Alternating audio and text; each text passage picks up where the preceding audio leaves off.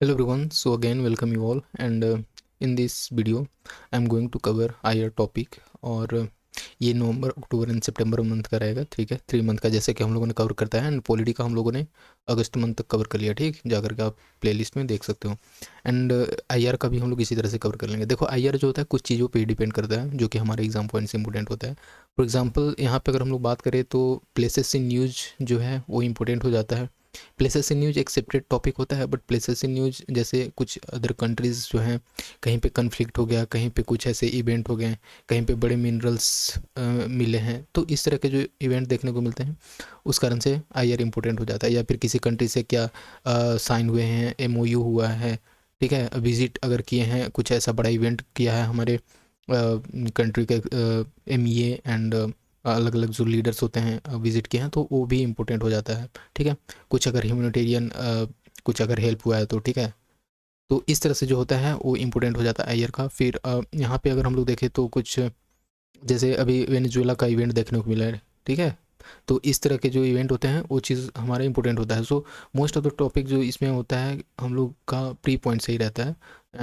बाकी कुछ एनालिसिस वाले होते हैं मेन से, तो हम लोग उसी पे डिपेंड करेंगे ज़्यादा एंड बहुत कम समय में इसको कवर करने की कोशिश करेंगे, राइट। सो हम लोग कवर करेंगे देन अक्टूबर मंथ का। ठीक है, तो चलो चलते हैं विदाउट एनी डिले। सो ये रहा हमारा इंटरनल रिलेशंस का।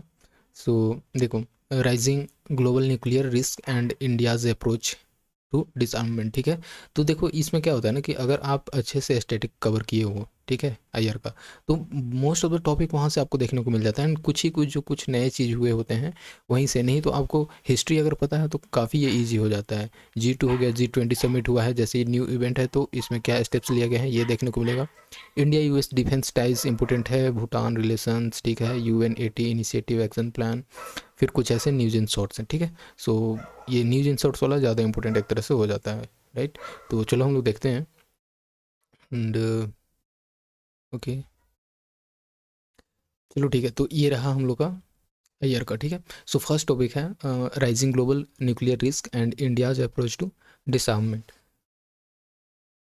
देखो मैं आपको स्टार्ट करने से पहले बता दूं कि जो आईआर होता है ना, इतना इंटरेस्टिंग चीज़ होता है ना कि आपको मतलब मज़ा आ जाएगा। कहने को मतलब ऐसा लगेगा कि यार ये कर क्या रहे हैं अदर कंट्रीज़। कोई अपना कंट्री होता है खुद को प्रोटेक्ट करने के लिए दूसरे कंट्री को क्रिटिसाइज़ कर रहा होता है। जैसे आपको पता होना चाहिए कि ट्रम्प जो है किस तरह से अभी टैरिफ पे टैरिफ हर किसी को अपना खुद को सुपीरियरिटी शो करने के लिए किए जा रहा है। ठीक है, तो वहाँ से आपको लगना चाहिए जैसे उन लोग पास ऑलरेडी न्यूक्लियर था, ठीक है, जब इंडिया का नहीं था, और किस तरह से तभी से बहुत सारे अलग अलग ट्रीटीज़ साइन होने को बात कर रहे थे। ठीक है, जैसे नॉन प्रोलिफरेशन ट्रीटी हो गया, CTBT हो गया। तो लेकिन इंडिया क्या करता था कि बहुत सारी चीज़ों को इग्नोर करते हुए जो है यहाँ पे इंडिया ने टेस्ट किया था, ठीक है, और पोखरण में।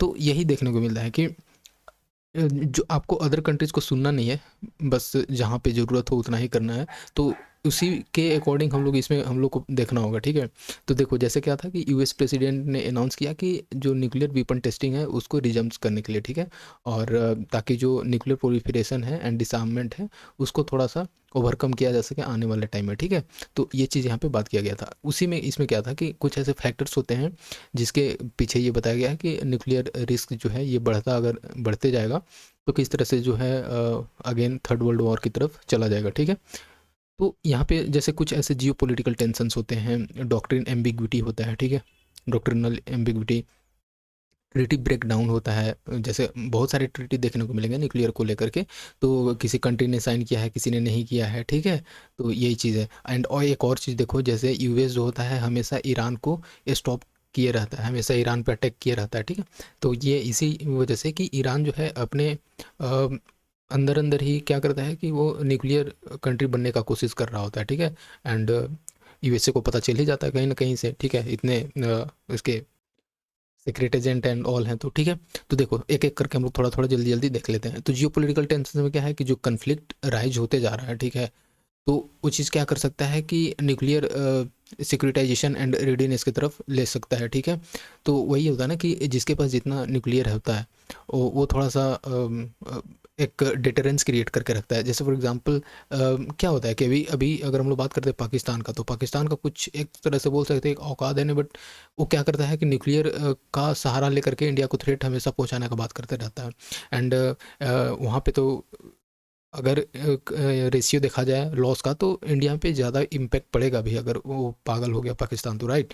तो ये चीज़ यहाँ पे होता है कि अगर ज़्यादा ये कन्फ्लिक्ट राइज होता है तो फिर न्यूक्लियर वाले सिचुएशन पे आ जाएगा, ठीक है, न्यूक्लियर अटैक पे। तो सिपरी ईयर बुक 2024 में ये नोट किया गया कि ऑपरेशनल वॉरहेड है वो अब क्या है कि काफ़ी सालों साल से बढ़ते जा रहा है, ठीक है, ईयरली ये बढ़ते जा रहा है ऑपरेशनल वॉरहेड। डॉक्ट्रिनल एम्बिग्विटी क्या है कि जो न्यूक्लियर रिस्पॉन्स है वो क्या है कि अभी एक लैक ऑफ क्लैरिटी है, ठीक है, मतलब कि कितना इसका रिस्क हो सकता है, कितना इम्पैक्ट पड़ सकता है, या फिर इसमें भी बहुत सारी चीज़ है कि किसी कंट्री ने इस चीज़ को क्लैरिटी से बताया है कि मेरा इतना न्यूक्लियर वॉरहेड है, किसी ने छुपा के रखा है। तो ये सारा चीज़ जो है ना, ये काफ़ी एक तरह से एम्बिग्विटी क्रिएट करके रखे हुए हैं। अनसर्टेनिटी ऑन रिटेलिएशन, ठीक है, तो ये भी है ना कि साइबर अटैक हो गया, न्यूक्लियर कमांड डिमांड पे अगर साइबर अटैक हो रहा है, ठीक है, तो ये चीज़ जो है उसको तुरंत से आप रिटेन भी करना थोड़ा सा प्रॉब्लम क्रिएट हो सकता है, ठीक है। तो ये सारा चीज़ यहाँ से देखने को मिलता है।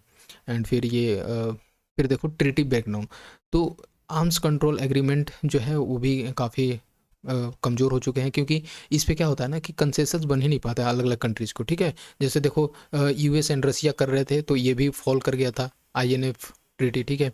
और इसमें कहा था है कि देखो यहाँ पे न्यूक्लियर मतलब ये यूएस जो है विड्रॉल कर लिया था, ठीक है, न्यूक्लियर डील से ईरान के साथ में। तो ये सारे चीज़ यहाँ पे देखने को मिलते हैं। Faster delivery system, new missile tech जो है ना ये मतलब अब क्या है कि बहुत जल्दी ये देख लेता है कि हाँ इसका क्या इम्पैक्ट पड़ सकता है। और अभी जिस तरह से आर्ममेंट बढ़ते जा रहे हैं, ये सारे चीज़ मतलब एक सिचुएशन क्रिएट कर देता है। जैसे कि अगर हम लोग बात करते हैं हाइपरसोनिक मिसाइल का, तो हाइपरसोनिक मिसाइल इतना फास्ट है कि आपको वहाँ पे रिएक्ट करने का टाइम ही नहीं मिलेगा, ठीक है। तो इस तरह से देने को मिलता है, देखने को मिलता है, ठीक है। एंड देखो फॉल्स आर्म रिस्क, जैसे early warning errors can trigger accidental conflict unless checked by humans, ठीक है। तो वो भी होता है ना कि it is not alarm, it's not arm, it's alarm, ठीक है। False alarm risk, false alarm risk में ये होता है ना कि जैसे फॉर एग्जांपल जो होना भी नहीं है ना वो चीज़ मिसअंडरस्टैंडिंग के थ्रू हो सकता है। फॉर एग्जांपल ऐसा लग रहा है कि अदर कंट्रीज अटैक करने वाला है, ठीक है, तो आप फिर उसको रिस्पॉन्स में आप अटैक कर दिए, तो ये जो होता है ना फॉल्स अलार्म रिस्क, ये कन्फ्लिक्ट क्रिएट कर सकता है, ठीक है। जैसे एक इंसिडेंट देखने को मिला था 1983 का, तो ये काफ़ी एम्बिग्यूटी शो कर सकता है कि ये हो क्या सकता है, कुछ भी हो सकता है, आप अगर मिसअंडरस्टैंड करके आप किसी कंट्री को अटैक कर रहे हो तो राइट। एंड ये चांसेस ज़्यादा बढ़ जाते हैं इस रिस्पॉन्स में। एंड देन स्पेस मिलिटराइजेशन, ये तो चल ही रहा है। जैसे आर्म कंपटीशन, हर कोई चाह रहा है कि स्पेस में मेरा दबदबा हो, ठीक है, तो ये चीज़ यहाँ पे काफ़ी प्रॉब्लम क्रिएट कर सकता है, ठीक है। जैसे यूएस स्पेस फोर्स एक्सपेंशन एक एग्जांपल है यहाँ पे। वेपनाइजेशन ऑफ एआई का यूज कर रहे हैं काफ़ी, ठीक है। एंड यहाँ पे रोबोट बना रहे हैं, ठीक है। सो ये चीज़ जो है एआई का कैसे मिलिटराइज करने में यूज किया जा सकता है, राइट। देखो जो हमारा प्री पॉइंट्स इंपॉर्टेंट हो सकता है यहाँ पे ये हो सकता है, बोल देता है ना कि एनपीटी कौन कौन से कंट्री साइन किए हैं, सीटीबीटी कौन से किए हैं। So global nuclear weapons treaties and other initiative, तो देखो non proliferation of nuclear treaty जो था ये 1970 में आया था, जो कि जितने भी ऐसे न्यूक्लियर वेपन होते हैं उसको स्प्रेड होने से रोकता है, ठीक है। एंड डिसआर्मामेंट को प्रमोट करता है कि जितने भी आप कम से कम आप करो, एंड है भी आपके पास न्यूक्लियर वेपन्स तो उसको कम करो, ठीक है, किसी भी तरह से डिफ्यूज करो। एंड देन ये देखो जैसे comprehensive nuclear treaty, test band treaty, ये 1996 का है। तो ये क्या करता है, प्रोहिबिट करता है न्यूक्लियर एक्सप्लोजन टेस्ट को, ठीक है। बट रेटिफिकेशन जो होता है ना अदर अदर कंट्री से होता है। जैसे क्या है ना कि इंडिया ने भी किया था, ठीक है, टेस्ट, बट बहुत सारे ऐसे कंट्री इसको मानने को तैयार ही नहीं थे। तो यही चीज़ होता है कि एक तो है कि आप एक्सप्लोजन टेस्ट से ही यहाँ पे पहले रोक करता है, ठीक है। ये क्या है, treaty on the prohibition of nuclear weapons, ये 2021 में रिसेंट का है। सो ये क्या है, लीगली बाइंड्स कंट्री हैं to refrain from the nuclear weapons activities. तो वही बताया ना कि एक दूसरे कंट्री एक करते हैं कि चलो हम लोग अब जो अपना आर्म्स है उसको कम करेंगे। सबसे बड़ा प्रॉब्लम क्या है ना कि न्यूक्लियर रखना सबसे बड़ी बात नहीं है, इसका मैनेजमेंट करना काफ़ी प्रॉब्लम और रिस्की है, ठीक है। क्योंकि ये टाइम टू टाइम इसको मैनेजमेंट करना है, कहीं लीकेज ना हो, बहुत सारी चीज़ें इसमें होते हैं। सो इस कारण से होता है कि बस ऐसा नहीं है कि मेरा इतना 100-200 न्यूक्लियर वॉरहेड है तो मैं बड़ा कंट्री हूँ। इसका इसका मैनेजमेंट ही काफ़ी प्रॉब्लम क्रिएट करता है। इस वजह से चाहते भी हैं कंट्री कि चलो एक अगर एक ट्रीटी हो करके या फिर सबके बीच में कंसेंसस ऐसा बन जाता है कि कम किया जाए तो इट्स ओके, ठीक है। एंड देन क्या है कि कॉन्फ्रेंस ऑन डिसआर्मामेंट 1978, ये बेसिकली ये नेगोशिएटिंग आर्म्स कंट्रोल एग्रीमेंट था, ठीक है। Okay. United Nations office for डिसआर्मामेंट affairs, ये इसका एम क्या है, तो बेसिकली वही है, सबका मेन मोटो यही है कि डिसआर्मामेंट करना है ग्लोबली, ठीक है। फिर इंटरनेशनल एटॉमिक एनर्जी एजेंसी, ये क्या करता है, तो ये बेसिकली अपना सेफ यूज के लिए है, ठीक है। तो safe peaceful use of nuclear technology. And then pact of the futures, ये 2024, तो ये थोड़ा सा ध्यान रखना, डायरेक्ट पूछ सकता है पैक्ट ऑफ द फ्यूचर्स किससे रिलेटेड है। तो ये है goal of the total nuclear डिसआर्मामेंट को लेकर के, ठीक है। तो ठीक है, न्यूक्लियर डिसआर्मामेंट, इसका एम तो हम लोग देख ही लिए, ज़्यादा कुछ है नहीं इसमें, मेन्स पॉइंट से इंपॉर्टेंट है कि न्यूक्लियर वेपन्स को एलिमिनेट करना है, कम करना है, ठीक है। और ठीक है। और फिर इसमें कुछ इश्यूज हैं बेसिकली। तो एक तो है कि in effective global platform, basically इसमें क्या होता है कि अदर कंट्री का अलग अलग इश्यूज रहता है, कंट्री आते ही नहीं है एक प्लेटफॉर्म पे कि इस चीज़ को डील किया जाए, ठीक है। तो मल्टीलेटरल बॉडीज हैं जो कि मिनिमल प्रोग्रेस शो करते हैं और कॉन्फिडेंस इनमें कम होता है, बेसिकली ये चाहते नहीं है कि इस चीज़ को ठीक किया जाए, ठीक है। Conference on डिसआर्मामेंट stagnation over decades reflect stall diplomacy, तो यही है कि इस चीज़ पे बात ही नहीं कर पा रहे हैं। एंड फॉर एग्जांपल जैसे अभी देखो, अभी हम लोग ने देखा कि यूएस कैसे इस चीज़ से हट गया है, ये ईरान के जो न्यूक्लियर डील वाला जो था, ठीक है। तो ये चीज़ यहाँ से बात होता है। ट्रीटी लूफोल भी एक मेजर इशू है, ठीक है। जैसे ये एनपीटी जो है स्ट्रिक्ट टाइमलाइन इसमें नहीं है, ठीक है, इस तरह से। और एग्जिट फ्रॉम एग्रीमेंट, तो और बाइंडिंग में बहुत सारा एग्रीमेंट नहीं है ना, ये भी है। तो withdrawal set precedents from non compliance and eroded norms, example North Korea NPT exist, ठीक है। तो जैसे यू नो कि नॉर्थ कोरिया क्या है कि उसको एनपीटी में है ही नहीं, ठीक है।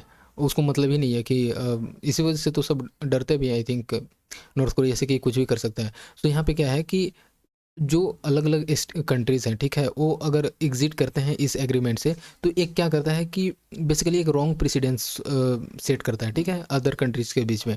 तो लगता है कि यार अगर कोई अदर कंट्रीज बाहर निकल सकता है तो मैं भी निकल सकता हूँ, ठीक है। क्या ज़रूरत है इस ट्रीटी में रहने का, क्योंकि हर किसी को अपना सिक्योरिटी मैटर करता है ना, इस वजह से। एंड देखो इसमें क्या है कि state outside the framework, and कुछ ऐसे भी स्टेट्स हैं जो इस एग्रीमेंट में नहीं है बट एनपीटी को मतलब एक तरह से फॉलो भी नहीं कर रहे हैं, ठीक है। तो ये चीज़ यहाँ पे देखने को मिलता है, ठीक है। और वो बाउंड इसमें नहीं है इस चैलेंज को लेकर के, तो यहाँ पे यही देखने को मिलता है, ठीक है। तो जैसे इंडिया हो गया, इजराइल हो गया, पाकिस्तान हो गया, इनका क्या है कि इनका अलग मतलब न्यूक्लियर कंट्री होने के बावजूद भी इस एनपीटी के जो ओब्लिगेशन है उनको उसको फॉलो नहीं करते हैं। तो ये दो तरह के कंट्रीज देखने को मिलते हैं, जो हैं ऑलरेडी वो निकलना चाहते हैं, एंड जो जिनके पास न्यूक्लियर है वो भी इसमें अंदर नहीं है, ठीक है, वो बाहर है। तो ठीक है। कमिटमेंट इम्प्लीमेंटेशन गैप, ठीक है, ये भी एक काफ़ी प्रॉब्लम है कि एनपीटी में रहने के बावजूद भी जो उसका प्रोविजन है, जो उसका बेसिकली उसमें सारे जो प्रोसेस हैं उसको फॉलो नहीं करना है, ठीक है। तो ये चीज़ यहाँ से देखने को मिलता है। जैसे कि न्यूक्लियर जो वेपन्स है उसको अपग्रेड करना या फिर टाइम टू टाइम उसको बेसिकली डिसआर्ममेंट करने का कोशिश करना, ठीक है। Okay. Dependency on nuclear deterrence, ठीक है। तो military spending gaps push reliance on nuclear deterrence for strategic parity, जैसे रशिया जो है ना sustain nuclear deterrence against NATO strong conventional force. तो यहाँ पे यही है कि बेसिकली डिटरेंस का ही तो मैटर होता है न्यूक्लियर वॉरहेड में, ठीक है। क्योंकि हर कंट्री चाहता है कि अगर मेरे पास रहेगा तो अगला जो है कंट्री मेरे पे अटैक करने से पहले सोचेगा। फॉर एग्जांपल इंडिया के पास है, तो इंडिया ने भी ये सोच करके बनाया था, क्योंकि काफ़ी इंडिया को थ्रेट था, ठीक है, चाइना से हो गया, पाकिस्तान तो इधर था ही, तो थोड़ा सा इंडिया सैंडविच की तरह देखने को मिल जाता है, ठीक है। तो यही था। तो अभी अब क्या है कि चाइना इतना हमारे नेबर्स स्ट्रांग होने के बावजूद भी थोड़ा सा इस चीज़ को समझता है कि किसी भी कंट्री को खास करके इंडिया से थोड़ा सा बच के रहें, राइट। क्योंकि किसी भी कंट्री को थ्रेट होता है तो अपना सबसे पहले उसका इंटरनल सिक्योरिटी मैटर करता है, ठीक है। तो ये चीज़ यहाँ पे देखने को मिलता है। तो न्यूक्लियर डिटरेंस पे डिपेंड करता है। एंड पाकिस्तान भी वही थ्रेट हमेशा देते आता है इंडिया को। तो ये चीज़ है। देखो, lack of binding rules for delivery systems, ये भी है, फॉलो नहीं कर रहे हैं। अनरेगुलेटेड मिसाइल कंपटीशन देखने को मिल रहा है। India stand on nuclear disarmament, तो इंडिया चाहता भी है, ऐसा नहीं है। इंडिया चाहता भी है कि नहीं, न्यूक्लियर डिसआर्ममेंट, एंड हमेशा से इंडिया चाहते आया है, ठीक है। तो ये चीज़ हम लोग अभी देखेंगे इंडिया न्यूक्लियर डॉक्ट्रिन क्या है। एंड देखो, इसमें कोर प्रिंसिपल क्या है इंडिया का जो डिसआर्ममेंट है, तो इंडिया सपोर्ट करता है global non discriminatory and verifiable nuclear disarmament, जो कि अप्लाई होता है सारे स्टेट्स पे, ठीक है। देखो, first to call for test ban, तो इंडिया जो था ना, फर्स्ट कंट्री था जो कि 1954 में बोला कि अब जो है न्यूक्लियर टेस्ट नहीं करेंगे। बेसिकली वर्ल्ड वाइड ये बैन होना चाहिए न्यूक्लियर टेस्टिंग। बट खैर बाद में तो इंडिया खुद नहीं किया था। ओके। न्यूक्लियर बैन कन्वेंशन का बात करते हैं तो तो यहाँ पे देखो, India proposed global convention in 1978, जो कि ये प्रोहिबिट करता है use of threat of nuclear weapons. And फिर उसके बाद है फेज डिसआर्ममेंट प्लान, जो कि इंट्रोड्यूस करता है UNGA एक्शन प्लान इन 1998, ठीक है। तो इसमें क्या होता है कि जो न्यूक्लियर वेपन है 3 फेज में, उसको एलिमिनेट करने की बात करते हैं। स्टैंड ऑन ग्लोबल ट्रीटीज, जैसे NPT हो गया, CTBT हो गया, TPNW हो गया, ठीक है। तो इंडिया क्या किया कि NPT को अपोज कर किया है, ठीक है। और ऐसे 5 ही कंट्री हैं जो इस ट्रीटी को रिकॉग्नाइज किए हैं, ठीक है। एंड इसमें देखो, फॉर CTBT का अगर बात करते हैं तो इंडिया इससे भी साइन नहीं किया है due to lack of focus on nuclear disarmament, and India का अपना खुद का सिक्योरिटी कंसर्न होने के कारण। एंड TPNW जो है रिसेंट का, वो भी जो है ना, ये सपोर्ट नहीं किया बिकॉज इसमें नए लीगल स्टैंडर्ड्स थे डिसआर्ममेंट को लेकर के। तो जो बड़े बड़े कंट्री हैं ना, वो अपना प्रॉफिट देखते हैं, अपना इंटरनल सिक्योरिटी ज़्यादा फोकस करते हैं। तो इंडिया इसमें फिट नहीं बैठता, सो यहाँ से खुद को अलग कर लेता है, right. And then multilateral approach का अगर बात करते हैं तो India advocate negotiated universal agreement and support करता है न्यूक्लियर वेपन्स कन्वेंशन को within the conference on disarmament. तो बेसिकली इंडिया का यही फोकस रहता है कि आप डिसआर्ममेंट पे फोकस करो, अगर हर कंट्री चाहेगा तो मैं भी करूँगा, ठीक है।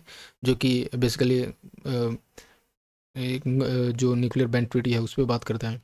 देखो, हम लोग देखते हैं इंडिया का डॉक्ट्रिन क्या है बेसिकली, ठीक है। तो क्रेडिबल मिनिमम डिटरेंस जो है इसमें है कि बेसिकली इसमें मिनिमम न्यूक्लियर कैपेबिलिटी जो होता है ना, ये डिटरेंस के तौर पे रखा गया है। जैसे कि अगर कोई कंट्री मुझ पर अटैक करेगा तो मैं भी करूँगा। एंड बेसिकली ये बोला जाता है कि India no first use policy follow करता है, कि मैं सबसे पहले अटैक नहीं करूँगा, ठीक है। बट ये भी है कि बहुत सारे ऐसे एक्सपर्ट का कहना होता है जो इस फॉरेन एक्सपर्ट होते हैं, ठीक है। उनका ये कहना होता है कि ऐसा नहीं है कि इंडिया ने अगर लिख दिया है अपने डॉक्ट्रिन में नो फर्स्ट यूज़ तो इंडिया अटैक नहीं करेगा। इट मीन्स कि इंडिया इस चीज़ को समझता है कि अगर नो फर्स्ट यूज पॉलिसी है, अगर मेरे ऊपर थ्रेट आ रहा है, मुझे लग रहा है कि नहीं अगला कंट्री अटैक करने वाला है, तो मैं ये नहीं कि हाँ पहले तुम कर लो उसके बाद मैं देखूंगा, मैं भी इसी पे अटैक कर दूंगा, ठीक है। तो ये चीज़ नहीं है कि पहले मेरे पे हो जाएगा उसके बाद हम रिस्पॉन्स करेंगे, इसका मतलब ये नहीं होता है। बट यही है कि थोड़ा सा इसमें एम्बिग्यूटी भी देखने को मिलता है, ठीक है। एंड मैसिव रिटेलिएशन सबसे बड़ा मेजर अब क्या है, पहले तो थोड़ा सा lenient था, बट अब जो है वी कैन से कि 2000 के बाद, ठीक है, कि अब होता है कि बोला जाता है, एंड खास करके अभी 2014 के बाद भी देखो तो मैसिव रिटेलिएशन होगा। अगर तुम अटैक करोगे तो क्या क्या तबाह हो जाएंगे, ठीक है। इस तरह से ये कहना होता है कि nuclear attack with overwhelming force, मतलब तुम्हारा सारा, समझ सकते हो, ये डिस्ट्रॉय हो सकता है। तो मैसिव रिटेलिएशन का बात करता है, ठीक है। ये सब वर्ड लिखना पड़ता है। Protection of non nuclear state, ठीक है। तो जैसे कुछ अलग नॉन न्यूक्लियर स्टेट हैं, लाइक नेपाल हो गया, भूटान हो गए, ठीक है। तो इस तरह के जो स्टेट हैं उनको एक प्रोटेक्ट करने का बात करता है, ठीक है। देन ये है नॉन प्रोलिफरेशन कमिटमेंट, तो ये भी बोलता है कि एक स्ट्रिक्ट कंट्रोल रहेगा इस न्यूक्लियर मटेरियल पे, और ताकि और ये भी रहेगा कि हम लोग कोशिश करेंगे इस चीज़ को कम करने को, डिसआर्मामेंट करने को, सिविलियन कंट्रोल। और देखो अभी क्या है ना कि अलग अलग कंट्री का अलग अलग सिस्टम्स है। वहाँ पे अगर हम लोग बात करते हैं पाकिस्तान में, तो मिलिट्री इस चीज़ को कंट्रोल करता है, बट हमारे इंडिया में क्या है कि सिविलियन के अंदर में है, इट मीन्स कि पॉलिटिकल पावर के अंदर में है, ठीक है। तो ये चीज़ है, इसी कारण से है कि बहुत सारी चीज़ों को सोचना समझना पड़ता है, ठीक है। एंड पाकिस्तान में क्या है कि जो आर्मी लोग रहता है डायरेक्ट थ्रेट देता है कि हाँ अटैक कर देंगे। ये सिविलियन कंट्रोल में क्या होता है कि न्यूक्लियर वेपन जो होता है ना, एक ऑथराइज सिविलियन लीडर के अंदर में होता है, वही जो मैंने बताया पॉलिटिकल लीडर के अंदर में। देखो रिस्पॉन्स टू न्यूक्लियर वेपन्स, तो यही चीज़ है। एंड देन एक है a vision for nuclear free world, तो इंडिया का ये गोल एंड मोटो है। अब चलो देखते हैं जी टू न्यूज़ में क्यों रहा। अभी रिसेंट में APEC समिट हुआ बुशान में, ठीक है, साउथ कोरिया में APEC। तो इसमें क्या था कि US प्रेसिडेंट जो है ये इस मीटिंग को डिस्क्राइब करता है विद द चाइनीज प्रेसिडेंट कि G2 इंगेजमेंट का बात करता है, ठीक है। US China duopoly in global affairs, समझ सकते हो। तो ये चीज़ है G two nothing but India, sorry, US and China, ठीक है, US एंड चाइना का बात किया है। और ये बोलता है कि डुओपोली हमारा रहेगा ग्लोबल अफेयर्स में। तो APEC समिट हुआ, तो चलो देखते हैं थोड़ा सा इसमें इसका बैकग्राउंड कमेटी का हम लोग बात करते हैं। तो ये बेसिकली जो ट्रेड वॉर हो रहा है इस US एंड चाइना के बीच में, उसको लेकर के था। मीन्स ये जब मीटिंग हो रहा था, ठीक है, APEC समिट, तो इसमें इस टाइम पे काफ़ी इन चाइना एंड USA के बीच में ट्रेड वॉर चल रहा था। एंड देखे भी होगे कि किस तरह से जब फिर ब्रिक्स हुआ था उस टाइम पे, ठीक है, उस टाइम पे इंडिया, चाइना एंड रशिया का अलग जो पीक था कैसे वायरल हो रहा था, ठीक है। तो इस टाइम पे क्या था कि जो USA था चाइना पे काफ़ी हैवी टैरिफ लगाया जा रहा था, एंड इन रिस्पॉन्स चाइना भी इस तरह से किया जा रहा था। तो काफ़ी एक तरह से ट्रेड वॉर देखने को मिल रहे थे इस टाइम पे। बट इस समिट के बाद ये चीज़ देखने को मिला कि एक थोड़ा सा टेम्प्रेरी एक पीस देखने को मिला इन दोनों के बीच में। एंड देन ये सारे जो चीज़ें थे ट्रेड को थोड़ा थोड़ा रिवाइव किया गया। सो ये क्या था कि टेम्प्रेरी ट्रूस हुआ, इट मीन्स कि पीस हुआ, शांति हुआ। एंड देन जो USA टैरिफ था ऑन चाइना ये थोड़ा सा कम किया गया। एंड एक्सपोर्ट हो गया रेयर अर्थ में, जो ये चाइना से आ रहा था USA, उस चीज़ को थोड़ा सा रिलैक्सेशन मिला, ठीक है। तो ये चीज़ यहाँ से समझ सकते हो।